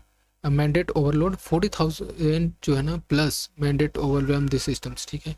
बहुत सारे ऐसे मैंडेट है बट उसको इफेक्टिवली फॉलो नहीं किया जा रहा, ठीक है, जिसमें कि डुप्लीकेशन और इनएफिशिएंट रिसोर्स यूज शो करता है। इंस्टीट्यूशनल चैलेंजेस क्या हैं? तो रिसोर्स कंस्ट्रेंट एक मेजर इंस्टीट्यूशनल चैलेंज है। System resources are estimated to fall 25%, जिसमें कि 66 से 50 billions in 2026। About 80% UN systems fund जो है ना वो आते हैं वॉलंटरी कंट्रीब्यूशन से। आउटडेटेड सिस्टम हो गया, आउटडेटेड सिस्टम्स, इंस्टीट्यूशनल फ्रेमवर्क हो गया, sorry fragmentations like multiple entities operate in the same thematic space, ठीक है। जो कि फिर वही है ना कि डुप्लीकेशन देखने को मिलता है, कॉस्ट यहाँ पे काफ़ी क्रिएट कर सकता है। जैसे यूएन हो गया, यूएनएफपीए, ठीक है। तो ये इसका जो वर्क है ओवरलैप करता है। फिर ambitions resource mismatch, members state जो है ना मोर टास्क है, मेंबर जो स्टेट्स हैं वो ज़्यादा टास्क असाइन कर देते हैं यूएन, जितने यूएन का कैपेसिटी है उससे कहीं ज़्यादा, ठीक है। अब देखते हैं यूएन के बारे में, ठीक है। तो ये 1945 में यूनाइटेड नेशन चार्टर साइन किया गया था by the San Francisco. Then इसमें 193 कंट्रीज देखने को मिलते हैं, इंडिया इसका फाउंडिंग मेंबर है। And states are admitted to members by a decision of the general assembly upon the recommendation of the security council. तो बेसिकली सिक्योरिटी काउंसिल रिकमेंड करता है, जनरल काउंसिल के थ्रू स्टेट को इसमें admit किया जाता है। चार्टर प्रिंसिपल का अगर बात करते हैं तो international peace, security, sovereign, equality, cooperation and human rights, ये सारे चार्टर हैं। फिर मेन ऑर्गन्स इसके अलग अलग हैं, ये इंपॉर्टेंट होता है कि कौन सा किसका पार्ट है, ठीक है। तो एक तो यूएनजी है, यूनाइटेड नेशन जनरल असेंबली, तो ऑल यूएन मेंबर स्टेट्स इसमें हैं, ठीक है। और इनका सब इक्वल वोट इसमें देखने को मिल रहा है, ठीक है। और elect non permanent UNSC members, तो नॉन परमानेंट यूएससी मेंबर को भी यहाँ पे इलेक्ट किया जाता है। देखो सिक्योरिटी काउंसिल जो है ना यूएनएससी, इसमें 15 मेंबर हैं, जिसमें कि 5 वीटो एंड 10 इलेक्टेड। इनका काम क्या है कि पीस सिक्योरिटी को मेंटेन करना, जबकि यही सबसे ज़्यादा ब्रेक कर रहे हैं अभी, ठीक है। देन इकोनॉमिक एंड काउंसिल्स, इकोसॉक social council, economic and social council, जिसमें 54 मेंबर हैं, जिनका काम है कि economic, social and environmental work को कोऑर्डिनेट करना। इंटेलेक्चुअल कोर्ट ऑफ जस्टिस, ये जुडिशियल ऑर्गन है जो कि डिस्प्यूट जो होता है ना अलग अलग states peace place in the Hague, ये जैसे अलग अलग डिस्प्यूट देखने को मिलता है स्टेट में, उसको सेटल करते हैं। ट्रस्टीशिप काउंसिल जो इनएक्टिव सिंस 1994, और secretariat headed by the UN security generals, administrative and coordination functions. कुछ इसके स्पेशलाइज एजेंसीज हैं, सेकेंड कुछ स्पेशलाइज एजेंसीज हैं जैसे कि इसके एग्रीमेंट के थ्रू हैं, ठीक है। ऑटोनोमस भी हैं एंड कुछ हैं यूएन के एग्रीमेंट के साथ। जब 15 ऑर्गेनाइजेशन जैसे FAO, ठीक है, तो यहाँ पे आपको देखने को मिलेगा ICAO, IFAT, ILO, तो इनका हेडक्वार्टर आपको देखने को मिलता है रोम, मॉन्ट्रियल, रोम, ठीक है, Geneva. IMF Washington DC, IMO London में है, ITU, ठीक है, UNESCO, UNIDO, UN tourism, UPU burn, WHO, UEPO, इस तरह से जो है वर्ल्ड में फंड एंड प्रोग्राम जो है UNICEF, UNDP, UNEP, UN habitat etcetera. Conclusion में लिख सकते हो कि reform envisioned under the UN80 will strengthen UN ability to respond emerging global crisis by modernizing multilateral governance improve कर सकता है एफिशिएंसी को, ग्लोबल रिड्यूस कर सकता है कॉस्ट को, एंड रिनफोर्स करेगा UN डेवलपमेंट सिस्टम को, जो कि more effective delivery for the sustainable development goals. Okay, news in shorts क्या है, तो ईस्ट एशिया समिट देखने को मिला। 20th ईस्ट एशिया समिट जो है ना, Kuala Lumpur declaration on peace and stability को अडॉप्ट किया गया, ठीक है। एंड ये डिक्लेरेशन का मेन एम था कि ज्वाइंट प्रोजेक्ट को इम्प्लीमेंट करना है, साथ ही साथ जो ईस्ट एशिया समिट का जो प्लान एक्शन है 2024 से 28 तक, उसको अलाइन करना with the Asia 2025 and our share futures, ठीक है, विजन, ये सारे चीज़ इसमें स्टेप लिए गए। ईस्ट एशिया समिट का अगर हम लोग बात करते हैं तो ये लीडर लेड फोरम है for the dialogue and cooperation on strategic political और साथ ही साथ इकोनॉमिक इशू, ताकि जो पीस, स्टेबिलिटी एंड प्रोस्पेरिटी है ईस्ट एशिया में, उसको प्रमोट किया जा सके। साथ ही साथ इसका जेनेसिस का बात करते हैं तो 2005 में इस्टेब्लिश किया गया, एंड देन इसका फर्स्ट समिट हुआ था कुआलालंपुर मलेशिया में, ठीक है।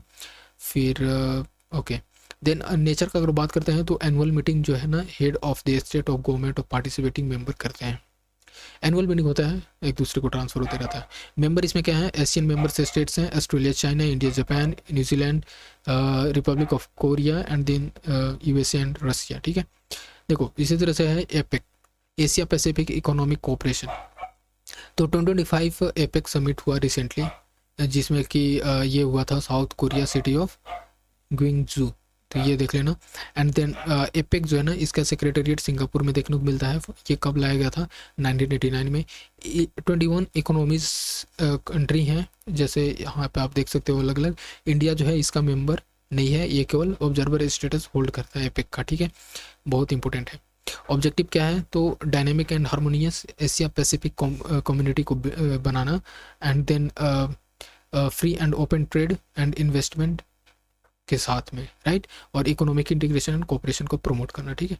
सबसे मेन, सब किसी न किसी स्टेट का मोटो से कहीं ना कहीं आपको एक ही देखने को मिलेगा, रीजनल डेवलपमेंट करना, ग्रोथ लाना, ठीक है, पीस, सिक्योरिटी, टेक्नोलॉजी ट्रांसफ़र, ठीक है, ये सारी चीज़ें रहते हैं। Australia, Canada, India, technology and innovations, ठीक है, जो अभी हम लोग देखे थे G20 समिट में लाया गया था साइड से, ठीक है। तो ये चीज़ें यहाँ पे, इसको हम लोग पढ़ ही लिए हैं, तो क्या पढ़ना, ठीक है। इसमें बेसिकली ये है कि क्रिटिकल इमर्जिंग टेक्नोलॉजी ने इनोवेशन डोमेन है उसको इन्हांस करेगा। की फोकस है कि clean energy, diversified resilient supply chain और क्रिटिकल मिनरल को पे ज़्यादा फोकस किया गया, ठीक है।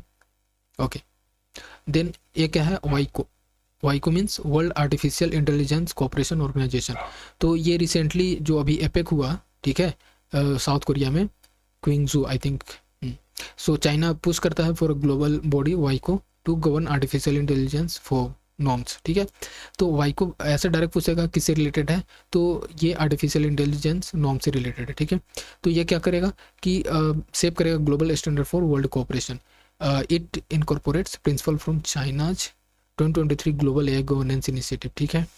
तो कुछ चाइना के जो ये इनिशिएटिव है, वहाँ उससे भी कुछ रिलेटेड प्रिंसिपल्स हैं, जो कि human centric design, data sovereignty and algorithmic transparency पे फोकस करता है, एम्फेसिस करता है। अनाउंस किया गया during 2025 world artificial intelligence cooperation in Shanghai, ठीक है। इसका की पर्पस क्या था, तो इंटरनेशनल आर्किटेक्चर एआई गवर्नेंस जो है वो मेंटेन करके रखना, और position China as alternative to US, ठीक है, और एक्सर्ट चाइना सॉफ्ट पावर। तो कहने को मतलब यही है, चाइना का यहाँ पे ज़्यादा फोकस है, एंड USA का अल्टरनेटिव शो करना चाहता है, बट चाइना पे फिर से अगेन बिलीव करना थोड़ा सा रिस्की है, राइट। ओके, अब्राहम एकॉर्ड अगर बात करते हैं, recently USA president confirm that Kazakhstan would be a part of Abraham accord, ठीक है। तो ये US प्रेसिडेंट बताया कि कजाकिस्तान अब्राहम एकॉर्ड का पार्ट है। एंड देन पर्पस क्या है, तो जो मिडिल ईस्ट में जो टेंशन है उसको डिफ्यूज करना by normalizing relations between Israel and the several so called moderate Arab state. तो अरब एंड इसराइल के बीच में बहुत सारे ऐसे कन्फ्लिक्ट 1948 से ही देखने को मिलते आ रहे हैं, ठीक है। तो इसी चीज़ को कम करने के लिए ये लाया गया एंड बोला कि कजाकिस्तान अब इसका पार्ट रहेगा, ठीक है, ताकि एक डिप्लोमेटिक रिलेशंस बिल्ड हो सके, ट्रेड सिक्योरिटी टाइज इसराइल के साथ मेंटेन हो सके, ठीक है। तो ये अब्राहम का नाम रखा गया था बिब्लिकल अब्राहम्स, जो कि इसमें है ना कि बोथ ज्यूज एंड अरब जो हैं एक मोस्ट कॉमन एंसेस्टर्स इनको मानते हैं, ठीक है। तो इस तरह से इसका जेनेसिस का बात करते हैं तो साइन किया गया 2020 में between Israel and UAE, Bahrain and Morocco, ठीक है। तो ये इनिशियली इन्हीं के बीच में था, इजिप्ट इसमें नहीं था और भी जो कंट्रीज हैं वहाँ पे। वाटर कन्वेंशन का बात करते हैं तो बांग्लादेश ऐसा फर्स्ट कंट्री बन गया in South Asia to join UN convention on the protection and use of transboundary water courses and international lake, ठीक है, वाटर कन्वेंशन। तो Bangladesh, okay. About water convention का बात करते हैं तो हेलसिंकी में 1992 में ये अडोप्ट किया गया था, जो कि 1996 में ये फोर्स में आया। अब इसमें अगर बात कर लें तो लीगली बाइंडिंग कन्वेंशन है, ये बाइंडिंग है, ये ध्यान रख लेना। और इसमें है कि ये sustainable management shared water resource का बात करता है, requires parties to prevent, control and reduce transboundary impact. इसमें देखो ये क्या करता है, इंश्योर करता है reasonable, equitable and sustainable use of shared water, mandate cooperation through the agreement joint bodies among riparian states. तो जैसे इंडिया है ना यहाँ पे, तो उसके इंडिया से तीस्ता रिवर डिस्प्यूट होता है बांग्लादेश का, तो वही यहाँ पे कहा गया कि जो कोऑपरेशन है, जो riparian, upper riparian, lower riparian आपको देखने को मिलेगा, जो ऊपर कंट्रीज हैं वो अपर राइपेरियन में आ जाएंगे जहाँ से तीस्ता रिवर आ रहा है। तो इस तरह से उनके बीच में एक एग्रीमेंट बिल्ड करना अच्छे से। देखो एनेगाडा पैसेज क्या है, तो fighter jet and guided missile destroyer transited the Anegada passage as a part of USA operation Southern Spear against narco terrorism in Caribbeans. तो इसका लोकेशन अगर हम लोग बात करते हैं एनेगाडा पैसेज का, तो एक चैनल है इन वेस्ट इंडीज, ठीक है, जो कि कनेक्ट करता है Atlantic ocean and Caribbean sea को। तो ऐसे पूछ सकता है ये किस जगह पे इसका लोकेशन है, बेसिकली लोकेशन में ही पूछता है। देन ये सेपरेट करता है British Virgin Island west from the Leeward Island south east. इसका one of the two passages देखने को मिलता है through which the subsurface water enters in the Caribbean, ठीक है। तो यही है, बाकी हमारा ये नवंबर मंथ का ख़त्म होता है and then we are shifting to October month if possible.